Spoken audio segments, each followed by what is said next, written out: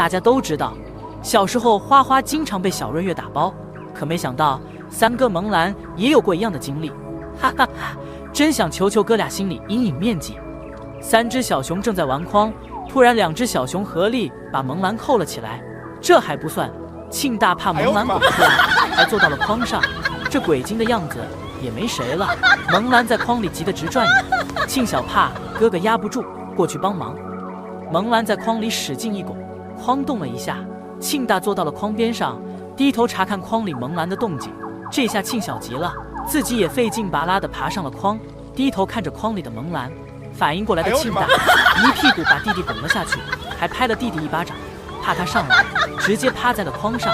庆小趴在哥哥身上往上爬，上不去，急得庆小转着圈找地儿上，刚转到筐右边，庆大赶忙翻身挡着，没成想翻大发了，一咕噜从筐上掉了下去，把弟弟压了个跟头。